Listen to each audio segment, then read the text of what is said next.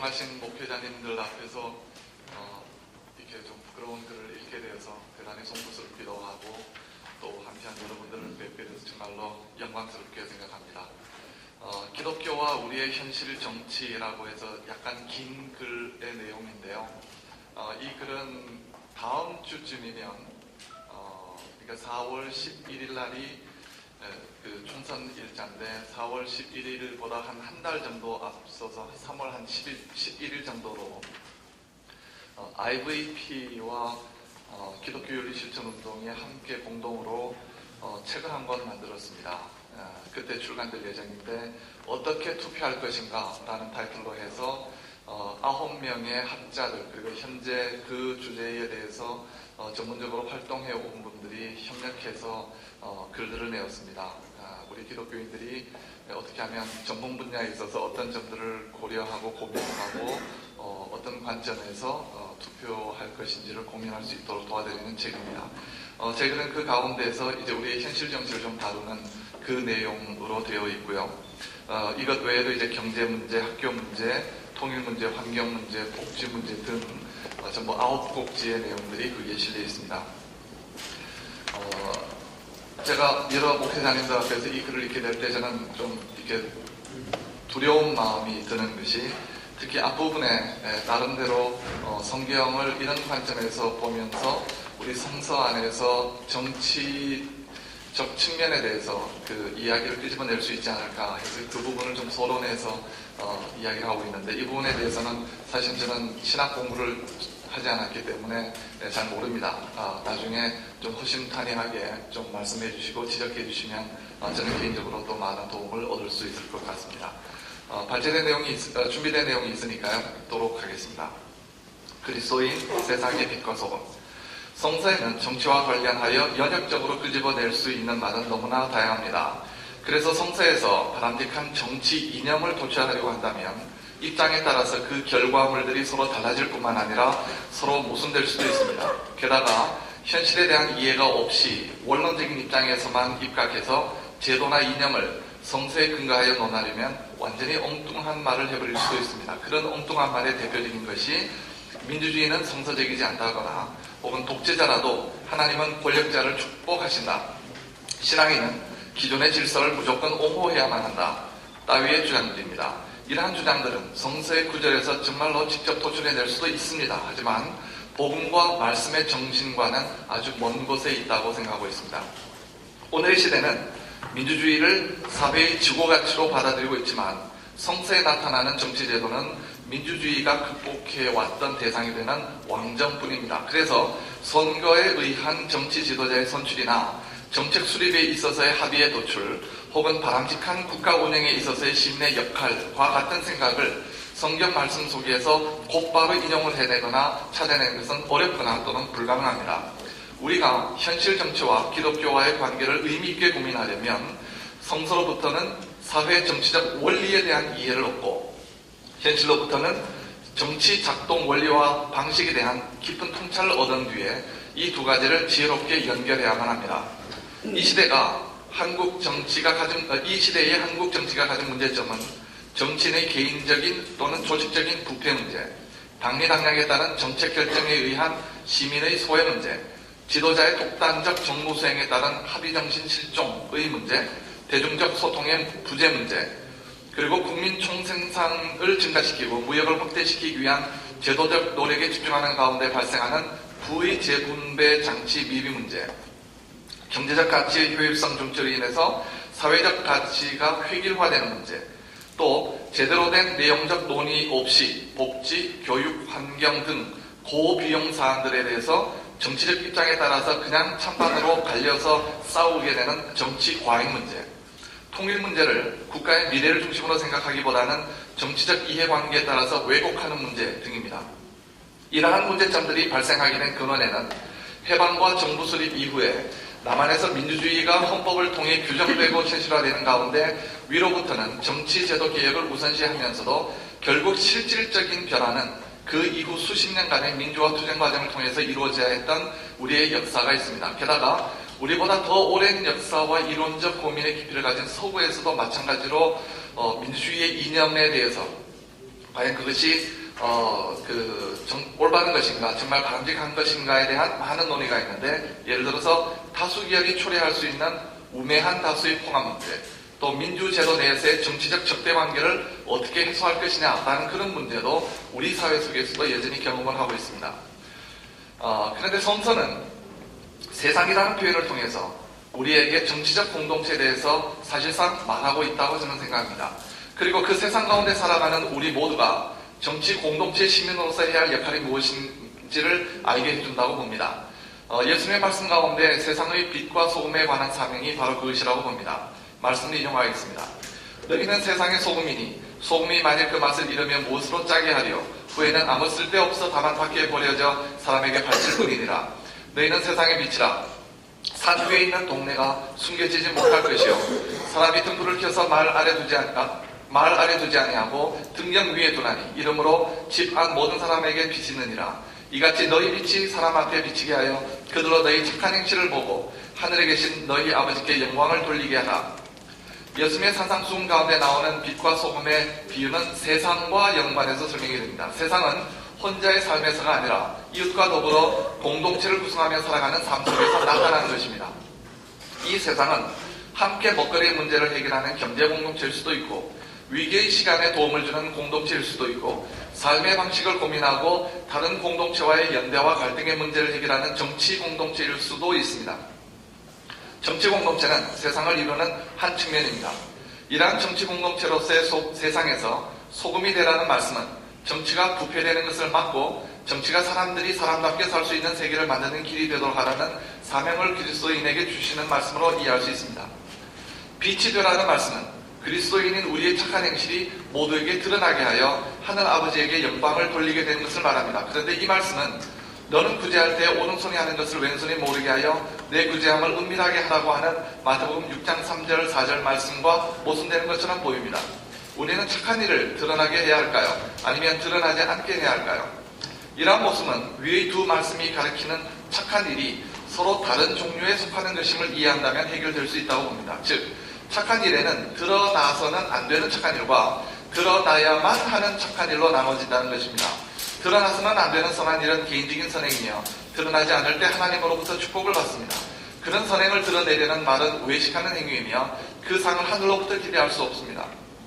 그러나 정치 영역에서 행해야 하는 그리스도인의 노력은 세상에 빛이 되는 선행에 해당되는 일이며 남들이 모두 보는 드러나는 공간에서 이루어질 수밖에 없는 일입니다. 정치인들이 다양한 국가 정책을 만들고 시민들의 삶을 규정할 법률들을 만들어내는 일들은 투명성을 가져야만 합니다. 투명하려면 정치인들의 사리사욕에 따라서는 아니라 공공성의 원리에 따라 일을 처리해야 합니다. 이런 일은 드러나야만 하는 선행이며 이러한 선행이 세상의 빛이 될수록 하나님께 영광을 돌릴 수 있는 일입니다. 이러한 선행의 드러남은 외식과는 무관합니다. 세상의 빛과 소금이 되라는 예수님의 말씀은 시민인 그리스도인 혹은 정치인인 그리스도인이 가져야 할 덕목이 바로 무엇인지를 우리에게 일러주는 말씀이라고 볼 수 있습니다. 그 다음에 나오는 이야기는요, 정치의 네 가지 측면에 대한 부분이고 기독교적인 가치를 그 네 가지 측면과 더불어서 말씀을 드렸습니다.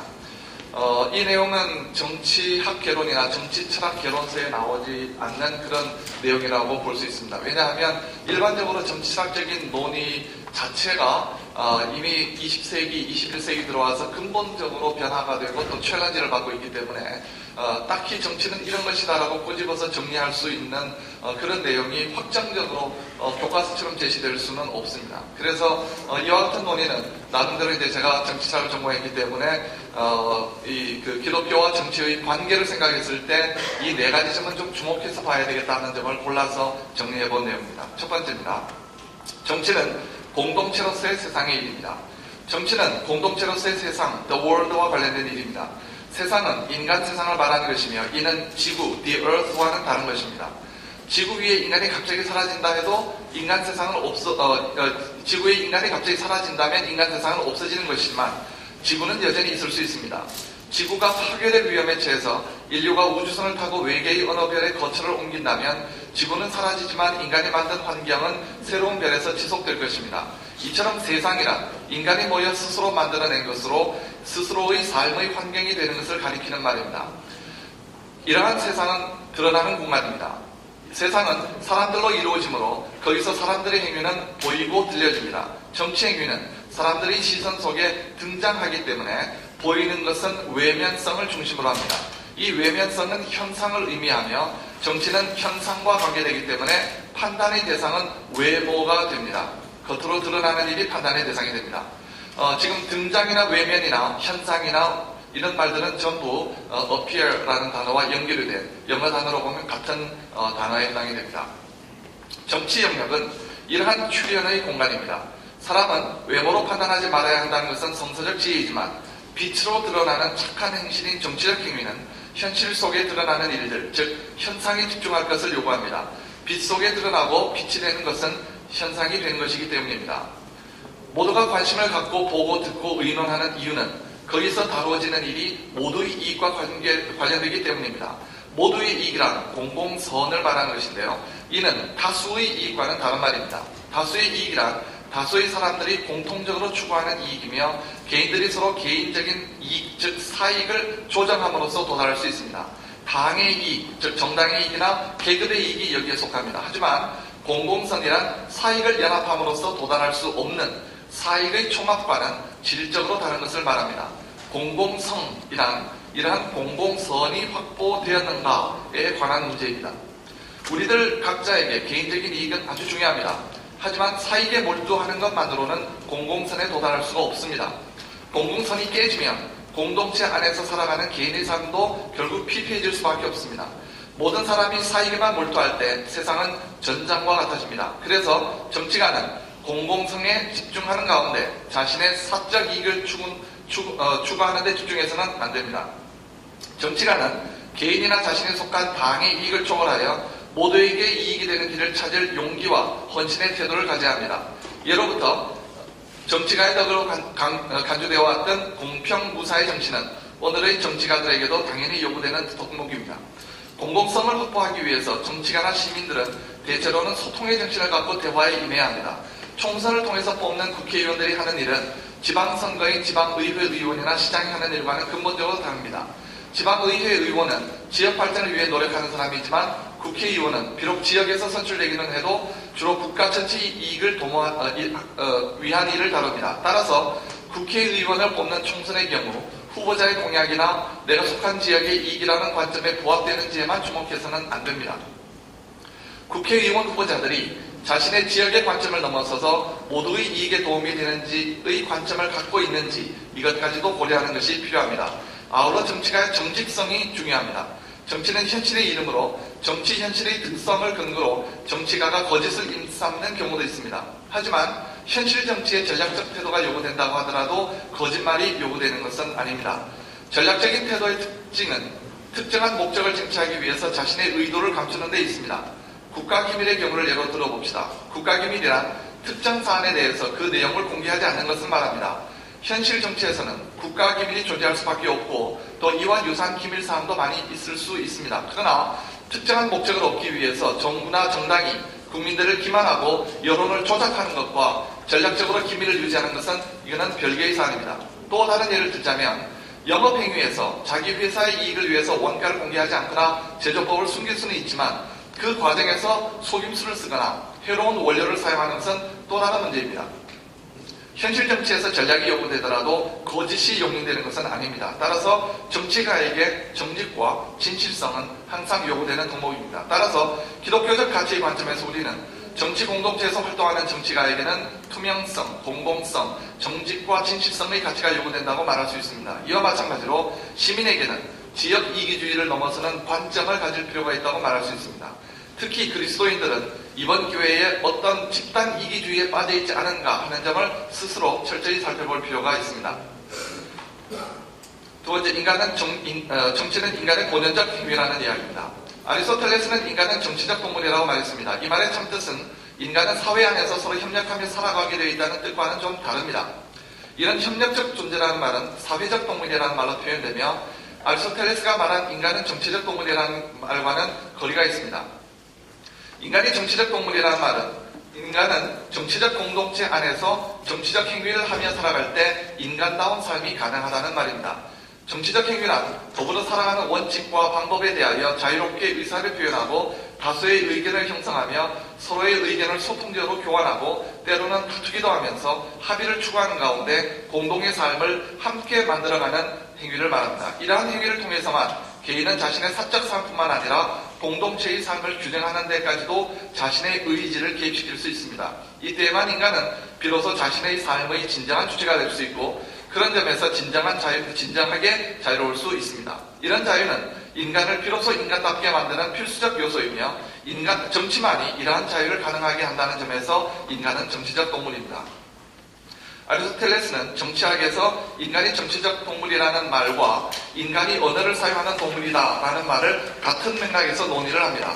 인간은 언어를 통해서 개성을 드러내고 자신의 생각을 나타내는 방식으로 정치 활동을 하기 때문입니다. 따라서 정치 영역은 표현의 공간입니다. 또한 인간은 언어를 통해서 의견의 차이를 확인하고 차이를 확인하면서 소통을 추구하고 소통을 통해 합의를 이룩하거나 또는 서로의 의견이 결코 일치할 수 없다는 것을 확인하기도 합니다. 이런 의견 불일치가 확인이 될 때 폭력을 통해서 이러한 의견의 불일치를 해결하려고 하는 것은 정치적 행위를 중단하고 비정치적 방법으로 넘어가는 것을 의미합니다. 의견 불일치가 확인이 되더라도 정치적으로 상호 간의 행동 조정과 타협이 가능하며 이는 언어의 힘에 계속 의지함으로써만 가능합니다. 따라서 정치적 행위는 말하는 행위와 일치합니다. 그래서 정치란 끊임없는 대화의 과정에 몸담는 것을 의미합니다. 인간 세상에는 항상 새로운 일들이 발생하고 그에 대처하는 인간의 활동 또한 언어로 진행되기 때문에 인간의 삶이 존속하는 한 정치는 중단될 수 없으며 대화와 말 또한 중지되어서는 안 됩니다. 이러한 이유 때문에 사상의 자유와 언론의 자유는 인간의 근본적 자유에 해당됩니다. 사상의 자유가 생각의 자유를 말하는 것은 아닙니다.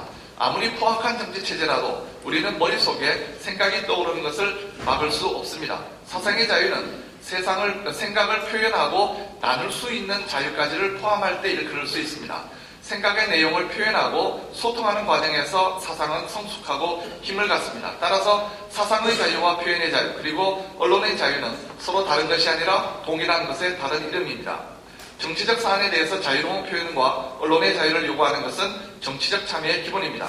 현대는 미디어의 시대이므로 미디어를 통제하는 것은 표현과 언론의 자유에 대한 언어를 의미하며 새로운 미디어의 등장은 새로운 표현 방식과 새로운 사상의 등장을 의미합니다. 이런 점에서 SNS를 통한 선거운동을 허용하기로 한 지난 1월의 선관위의 결정은 당연한 것이면서 동시에 새로운 정치활동의 새로운 지평이 열리게 된 상황이라고 할 수 있습니다. 한국 사회에 만연한 정치 과잉의 문제로 인해 이러한 조치조차 개인들을 더 번거롭게 만들 가능성도 있지만 이것은 언론 자유 이후의 문제입니다. 정치적 자유가 인간다운 삶과 직결되기 때문에 기독교적 가치의 관점에서도 정치적 자유는 중요한 문제입니다. 정치적 자유의 허용, 보다 구체적으로 사상의 자유, 표현의 자유, 언론의 자유와 허용과 보장은 신앙의 이름으로도 옹호되어져야 합니다. 세 번째, 정치는 진리가 아니라 의견의 문제입니다. 그리스도인은 신앙의 진리를 믿는 이들입니다. 신앙은 정치적 논의의 대상이 될 수 없으며 타협의 대상이 아닙니다. 그래서 그리스도인들에게는 타협이라는 태도는 거리가 있습니다. 그런데 신앙적 입장에서 고민하고 따져야 할 다양한 사회적 문제에 대해서도 내 입장만이 옳고 진리라고 믿는 태도는 여러 종류의 문제를 낳을 수 있습니다. 예컨대 전도의 방식에 있어서 내가 믿는 믿음이 절대적이니까 수단과 방법, 시간과 장소를 가리지 않고 무조건 소리 높여 예수 천당을 외치는 것은 복음전도가 아니라 기독교 혐오증을 사회적으로 유발시킬 수도 있습니다. 그래서 우리는 우리의 믿음이 무례한 기독교의 모습으로 비추어지지 않도록 조심하는 것을 두고 이러한 태도를 비신앙적이라거나 약한 신앙의 모습이라고 단정해서는 안 됩니다. 정치의 문제도 마찬가지입니다. 더욱이 정치는 진리의 장이 아니라 의견의 표현과 소통의 장이라는 점에서 그리스도인들의 태도가 더욱 조심스러울 수밖에 없습니다. 정치의 존재 이유는 인간의 삶의 다양성과 의견의 차이의 존재에 있기 때문에 수학과 같은 문제에는 정답이 있지만 정치에는 그와 같은 정답이 존재할 수가 없습니다. 정치란 다양한 사람들이 정치 공간에 모여 정치적 자유를 통해 자신의 생각을 드러내는 가운데 이루는 소통과 조정의 과정 자체이기 때문입니다. 정치가 의견의 문제이며 답이 없는 문제를 해결하기 위한 노력이라고 해서 정치 영역에서 다뤄지는 모든 문제가 다 그런 것은 아닙니다. 정치 영역에서 다뤄지는 문제들 가운데는 정치적인 일 외에도 꼭 정치적이라고 할 수 없는 여러 가지 다양한 것들이 정치 영역에서 다루어지고 있기 때문입니다. 어떤 문제는 쉽게 답을 찾을 수 있는가 하면 어떤 경우에는 다양한 의견 가운데 하나의 의견을 선택해야 하는 일도 있습니다. 사안의 다양성에 따라 해결의 방법도 다양해집니다. 한편 현실 정치를 들여다보면 계산을 통해 따져보면 해결될 문제를 놓고 계산을 하는 대신에 편가르기를 해서 해결하는 경향이 많이 존재합니다. 이런 경향에 대해서는 정치 과잉이라는 말을 씁니다. 여기서 이 표현에서 정치는 부정적 의미로 활용이 됩니다. 어떤 사람에게 당신은 정치적이야 라고 말하면 그것은 욕이 됩니다. 문제를 제대로 해결하지 않고 상황에 따라 누구 편이 되는 방식으로 일을 처리하려고 하기 때문입니다. 그에게 있어서 진치는 전혀 중요하지 않은 듯이 말입니다.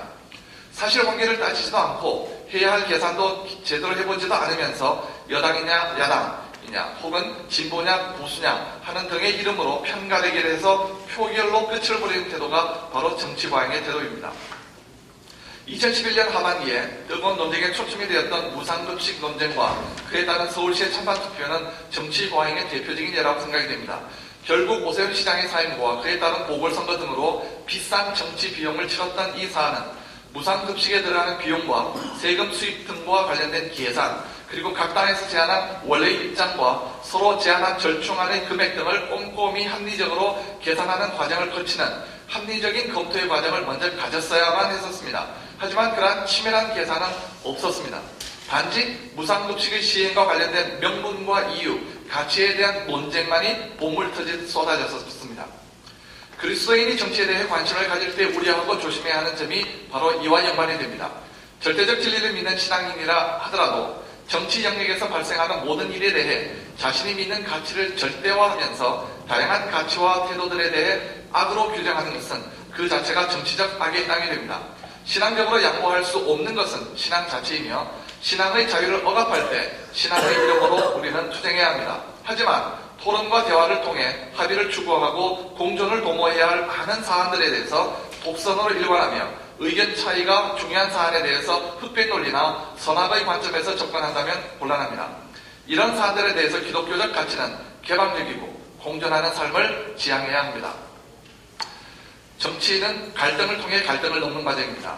지금까지 말씀드린 것처럼 정치가 인간다운 삶을 위해서 필수적인 것이며 언어를 통해서 자기를 드러내고 다른 의견을 조정하는 끊임없는 과정이며 모두의 이익과 관계된 것이라고 한다면 정치의 과정에서 갈등은 불가피합니다.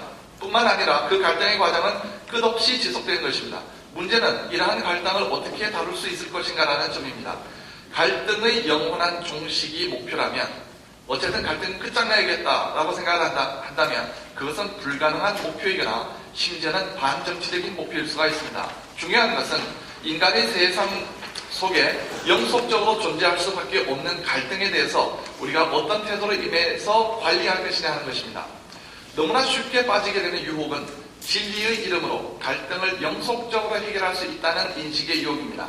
예컨대 국교를 가진 국가에서 종교 지도자들이 종교의 이름으로 사회 문제들을 일거에 해결하려 함으로써 사회가 활기를 잃고 광기에 빠지며 결국 공포와 잔인성이 그 사회 안에 난무하게 되는 경우를 우리는 종종 목격해왔습니다. 이데올로기를 종교처럼 광신하는 국가들의 경우도 마찬가지였습니다.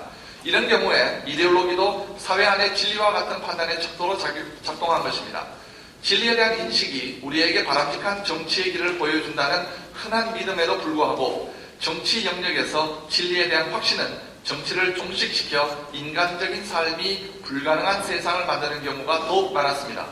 피억압자에게 진리의 이름으로 라는 것은 약자를 사회적으로 구원하는 도구이지만 억압하는 억압자에게는 진리의 이름으로 라고 하는 것이 곧 독재와 폭압의 도구가 됩니다. 이러한 차이를 이해하려면 우리는 진리의 개념 용법을 잘 구분해 볼 필요가 있습니다. 첫째, 우리는 진리라는 말로서 수학적 진리와 같은 것을 말할 수 있습니다. 수학적 진리는 그야말로 절대적인 진리고 누구나 동의할 수밖에 없는 그런 진리입니다. 둘째로 자연과학적 진리가 있습니다. 자연과학적 진리는 사실과의 확인을 통해서 누구나 그것을 인정할 수 있는 것입니다. 물론 자연과학적 진리는 패러다임의 변화라고 하는 것을 전제로 하기 때문에 전적으로 오류 불가능하다라고 하는 것을 주장할 수는 없습니다. 이것은 자연과학적 과학 철학의 대로입니다. 세 번째, 형상학적 진리가 있습니다. 읽겠습니다. 이는 보이는 세상을 설명하기 위해서 제시되는 보이지 않는 세계에 대한 철학적 진리를 말합니다. 역사적으로 볼 때 자연과학이 가능하도록 형이상학이 그 실마리를 제공한 경우가 많았지만 그런 실용적 효과와 상관없이 형이상학은 하나의 이론 체계로서 독자적인 영역을 갖고 철학에서 연구되어져 왔습니다. 그 가운데 하나로 중세기가 끝나는 지점에 이탈리아의 조르다노 브루노가 주장한 형이상학이 있습니다. 그는 기독교적 세계관에 반대하여 기계론적 세계관에 입각한 형이상학을 주장했습니다. 당시 로마의 교황청은 그의 사상을 이단으로 규정해서 파문했고 결국 그를 잡아들여 파형시켰습니다. 브루노는 죽기까지 자기의 주장을 굽히지 않았는데 그러한 브루노의 태도를 가리켜 칼 야스퍼스는 철학적 신앙이라는 이름을 부여하였습니다. 이는 종종 갈릴레오 갈릴레이에 비교되는데 자신이 주장했던 지동설을 법정의 재판관 앞에서 부정했으나 법정을 나오면서 그래도 지구는 돈다라고 말했다는 그 전설이 자연과학적 진리의 특성을 보여준다면 브루노의 경우는 자신이 믿지 않으면 어느 누구에게도 확신을 줄 수 없는 형이상학적 진리의 특성을 나타냅니다. 넷째로 신앙의 진리가 있습니다. 신앙의 진리를 확장하는 것은 신앙의 근거가 되는 경전이고 신앙의 체험들입니다. 체험은 항상 신앙적 관점에서 해석되며 경전을 통한 신앙적 진리의 고정에는 순환 논법이 따르게 됩니다. 결국 신앙은 믿음을 통해서만 확정될 수 있다는 것입니다. 이러한 순환을 피하고 신앙이 과학적 사실 혹은 수학적 진리와 같은 것에 의존하려고 한다면 그것은 더 이상 신앙적 진리일 수는 없을 것입니다. 믿음은 오직 믿음으로 보정이 됩니다. 끝으로 수행적 진리라는 것이 있습니다. 자신이 믿는 내용이 참이라는 주장의 지속적인 주장, 수행만이 그 주장의 진리성을 현실 속에서 확정시키는 경우를 말합니다. 만인은 평등하다는 말을 수학적 진리 혹은 갈릴레이 과학적 진리처럼 믿는 태도만으로는 평등 사회가 현실 속에서 이루어질 수가 없습니다. 평등이 진리라고 믿을 뿐만 아니라 끊임없이 주장하고 또 싸워온 사람들에 의해서만 평등한 사회는 만들어졌습니다. 그리고 한번 평등을 맛본 이들은 그것이 인간다움의 조건임을 알게 되고 그 평등을 잃지 않으려고 계속 노력하게 됩니다. 앞서 정치는 진리의 영역이 아니라고 했는데 굳이 정치에도 진리가 가능하다고 주장한다면 그것은 수행적 진리를 말하는 것이라고 볼 수 있습니다. 그러나 정치적으로 작동하는 수행적 진리는 수학적 진리나 자연과학적 진리에 견주어 때 그 확실성에서 분명한 차이를 갖고 있습니다.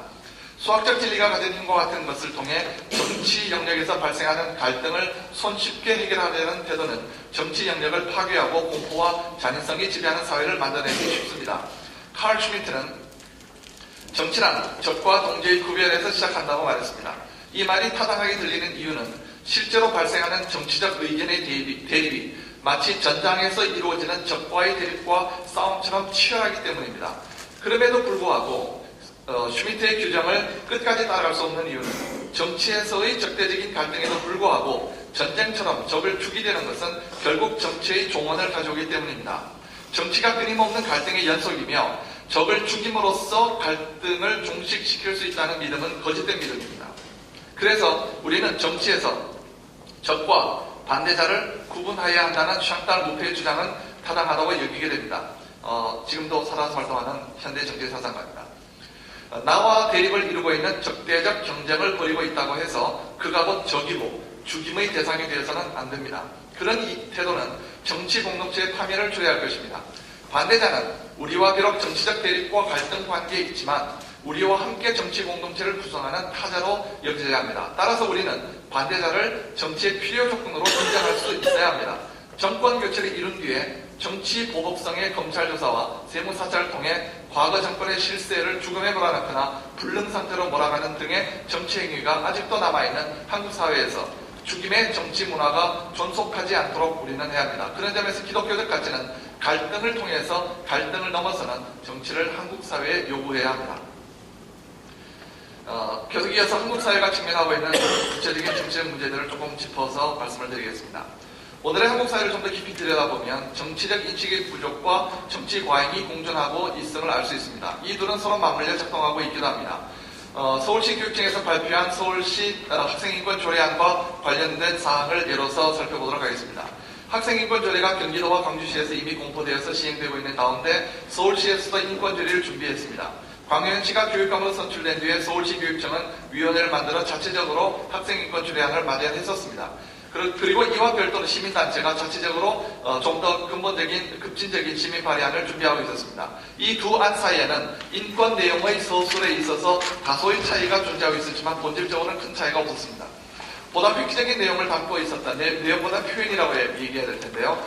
시민 발의안은 규정에 따라서 필요한 8만 1000여 명을 훨씬 넘는 약 11만 명의 서명을 토대로 시의회에 제출된 반면에 서울시 교육청의 안은 이미 완성되어서 준비가 되어 있음에도 불구하고 의회에 제출되지 않았습니다. 결국 단독으로 상정된 학생조례안은 2011년 12월 9일에 서울시의회 교육위원회와 본회의를 거쳐 승인이 되었습니다. 이후에 12년 1월 9일에 광노현 교육감의 수감 상태에서 이대영 부교육감이 교육감 직무대행의 자격으로 서울시의회에 제2요구서를 제출하였으나 1월 20일에 업무에 복귀한 곽 교육감이 제2요구의 철회를 요구해서 시의회에서 25일에 철회 승인이 나자 26일에 바로 공포를 했습니다. 이 와중에서 일부 교회에서는 1월 8일에 인권조례안의 제의를 요구한 서명운동을 벌이기도 하였지만 이 운동은 교단 총회의 결의에 따른 것이 아니라 일부 교회 지도자들의 협의에 바탕을 둔 것이었습니다. 그런데 교회 학생인권조례가 공포가 되자 이주호 과기부 장관은 이에 반대해서 조례의 효력 정지와 취소를 위해 대법원에 제소를 했습니다. 상황이 이렇게 전개되고 난 뒤에 인권조례에 대한 논란이 그 이후에 발생했습니다. 이제 조례의 내용이 무엇이냐에 대한 깊은 숙고는 별개의 문제가 되었고, 이제 시민은 현재 공포된 학생인권조례의 존속이냐 효력정지냐 가운데 하나의 입장을 선택하는 입장에 서게 되어버렸습니다. 그리고 이러한 입장 선택은 곧 정치적 노선의 선택처럼 되어버렸습니다. 현재의 조례의 존속을 주장하면 진보, 반대하거나 수정 제안에 서명하면 보수라고 곧바로 낙인이 찍혀버리는 상황이 되어버린 것입니다. 이런 상황이 바로 중요한 문제들에 대해 숙고를 불가능하게 만드는 정치 과잉의 상황입니다. 또한 자신이 보수 혹은 진보의 입장을 고수하는 경우라면 자동적으로 너는 진보니까 찬성해야지 또는 보수니까 반대해야지 라는 식으로 입장을 취해야만 하는 그와 같은 상황도 발생해버렸습니다. 이러한 정치 과잉 현상이 바람직하지 않은 것은 두말할 나위가 없습니다. 기독교적 가치에 입각해보면 어떨까요? 기독교적 가치를 갖는다고 해서 곧바로 학생인권조례의 어떤 조항에 대해서 무조건적인 찬성과 반대 입장을 가지하는 것은 아니라고 봅니다. 학교 안에서의 종교교육의 문제나 심지어 성적 정체성과 관련된 문제에 대해서도 마찬가지입니다.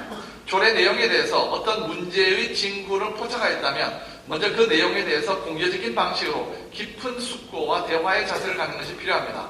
현재와 같은 상황에서는 이제 진지한 대화가 이루어지려면 공포된 학생인권조례에 대한 찬반의 태도를 드러내는 것으로 바로 이렇게 사람들에게 인정을 받기 때문에 이것은 도움이 되지 않습니다. 입장 표명을 하는 순간에 나는 한편으로 낙인 찍히고 또 다른 편에 있는 이는 곧바로 저에 대해서 적대적인 자세를 취하게 되기 때문입니다. 그래서 차라리 찬반 입장을 표명을 거부해버리는 것이 대화를 유도하는 데 바람직할 수 있습니다. 이런 유보를 통해서 과잉 정치화를 차단해서 자유로운 숙고를 위한 여유를 확보할 수가 있고 나아가 사안별로 실질적인 문제를 따지는 고민이 가능합니다. 이 말씀을 드리는 이유는 이제 현재와 같은 상황이 이런 정치 과잉이 이루어진 상황이라면 이것을 극복하려면 오히려 문제의 어떤 선택지를 근본적으로 거부를 하는 태도를 명확히 해버리는 것이 내용에 대한 숙고로 나아가는 좋은 하나의 전략일 수 있다는 말씀입니다.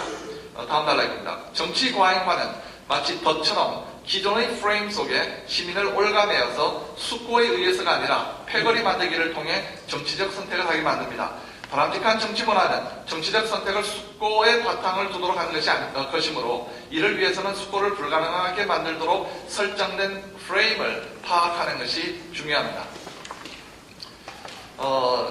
그 다음에 이제 우리 한국 사회에 낙곰수 열풍이 불고 있습니다. 나는 꼼수다라고 하는 것이 이제 팟캐스트를 통해서 이제 알려졌고 수많은 청년들이 그것을 듣고 저도 들어봤습니다. 들어보면 일단은 속이 후련한 부분도 있고요. 또 들어보면 그들이 사용하는 언어 때문에 굉장히 듣기가 거북한 점이 동시에 있습니다.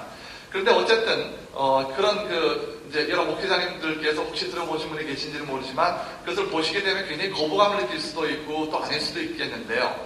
그런 것과 상관없이 이미 낙곰수는 청년, 특히 20대, 30대에 굉장한 영향력을 이미 행사하고 있습니다.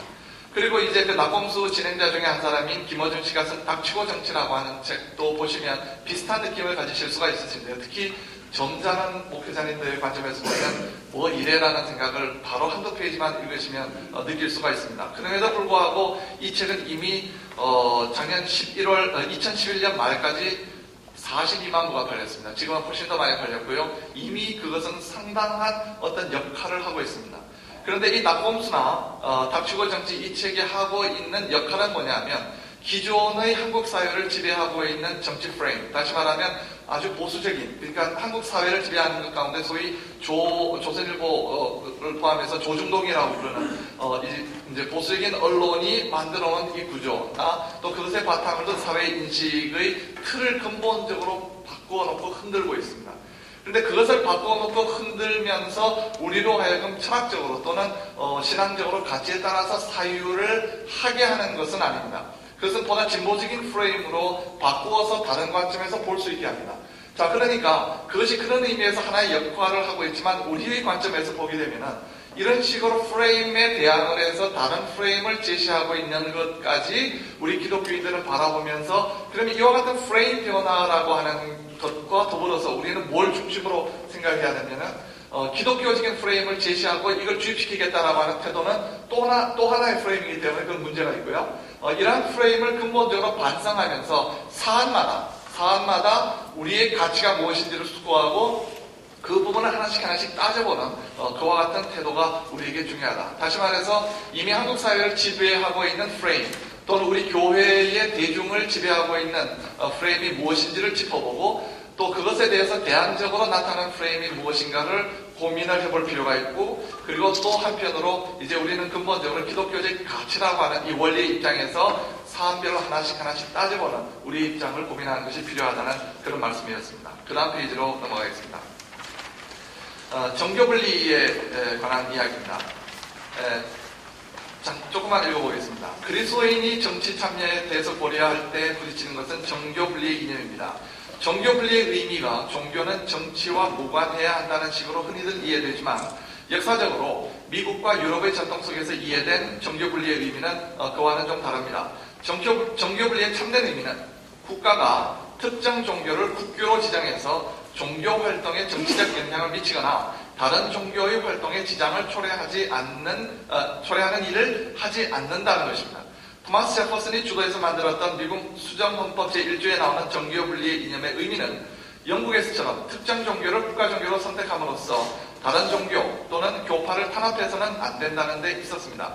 실제로 미국의 개신교의 강단에서는 정치적인 문제들이 자주 거론되었으며 정치가는 자신의 종교적 신념과 원칙에 따라서 정치인으로 활동하는 그런 경우도 많았지만 이것이 미국의 수정헌법 제1조의 정신에 위배되는 것으로 여겨지지는 않았습니다. 그런데 일부의 한국 교회는 정교분리의 이념을 상황에 따라 오용하거나 남용하여 왔습니다.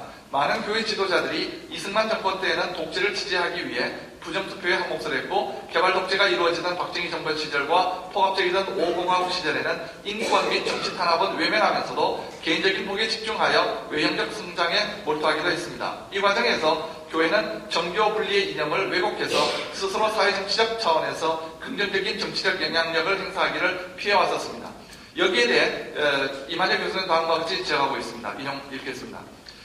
한국 교회의 다수파를 형성하고 있는 보수권의 경우 과거 정치와 사회에 관한 문제는 정교 분리론에 기대어 자신들의 목소리의 몫을 포기하고 진보권에 위임하다시피 했다. 그 정교 분리론이라는 것도 정체가 대단히 모호한 것이어서 필요한 때에는 교계 지도자들이 이를 이용하여 예언자적 사명을 회피하거나 자신의 용기 없음을 은폐 변명하는 수단으로 삼았다.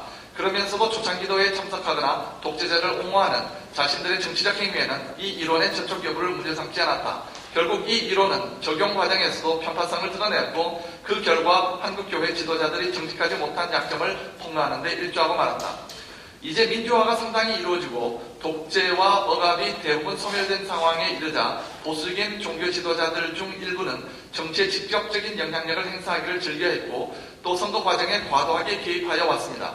이후 장로가 두 차례 대통령이 되면서 기독교의 정치적 영향력은 이제 극단적으로 부정적이 되어버렸습니다. 권력지향적인 목회자가 사회적 통념에 반하는 정치적 발언을 하는 일이 너무나 빈번해지자 이제는 일부 목회자들의 이와 같은 행위가 기독교 전체의 모습으로 인식되어 일부 기독교 지도자들은 이제는 기독교인이 아닌 후보가 대통령이 되도록 하는 운동을 기독교가 해야 된다라고 하는 주장까지 할 정도가 되어버렸습니다. 기독교의 정치활동에 대한 사회의 부정적 인식이 이제는 극단적인 상황에까지 와버렸다는 말씀입니다. 이러한 부정적인 상황에도 불구하고 기독교의 이름으로 정당을 만들어 참여하려는 이들에게 종교 분리의 이념은 그들의 방식의 참여를 막는 장치가 되지 않고 오히려 무기가 됩니다. 종교 분리 이념이 오용해서 이제 남용되기에 이른 것입니다.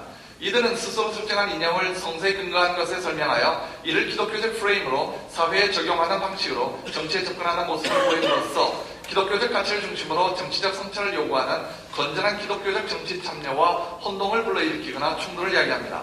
우리는 특정 정치인이 특정 종교를 갖고 있을 때 그가 자신의 종교적 가치에 기반을 둔 신념에 따라 정치적 행위를 하는 것을 비난할 수 없습니다. 마찬가지로 그러한 시민이 자신의 신앙적 가치에 따라 정치적 소신을 피력하고 정책에 그 가치를 반영되기를 바라는 것은 잘못이 아닙니다. 정치 행위를 통해 신앙 자체를 전파하려는 것은 문제지만 신앙이 지닌 보편적 가치를 정치에 구현하려는 것은 문제될 것이 없을 뿐 아니라 중요하기도 합니다. 우리는 기독교라는 이름과 더불어서 정치적 행위를 할 때 문제가 되는 것과 그렇지 않은 것을 엄밀히 구분할 수 있어야 합니다. 또한 오늘과 같은 상황에서 기독교적 정치 행위가 사회에서 다른 모습으로 나타날 수 있도록 자신의 주장을 비판적으로 볼 수 있어야 하겠습니다. 그 다음 정치 종교와의 관계에 대한 이해의 변화 말씀인데요. 이 부분은 이 부분이 이제 그 다음 절은 이런 간단히 말씀드리면 우리가 근대의 정치관에 따르면 정치적 담론을 할 때 종교적 신념을 피력하거나 종교적 신념을 수식으로 한 어떤 정치적 주의 주장을 제시하는 것은 안 된다. 왜냐하면 예를 들어 존 스튜어트 밀의 어떤 정치적 입장에서 보더라도 그와 같은 자유주의 입장에 따르면 그 정치적 소신은 이거는 사적 영역에 해당이 되고 그리고 종교적인 신앙은 사적 영역에 해당이 되고 종교적인 영역은 공적 영역에 해당되기 때문에 정치적인 영역은 그렇기 때문에 정치적 담론에 들어와서는 종교에 대한 얘기를 갖고 들어와서는 안 된다라고 얘기합니다. 그러나 현대의 정치학적 입장, 예를 들면 마이클 샌델의 정치적 입장을 보게 되면은 그렇게 했기 때문에 오늘날 21세기에 들어와가지고 종교의 이름으로 정치적인 혼란이 너무나 많이 일어나지 않느냐.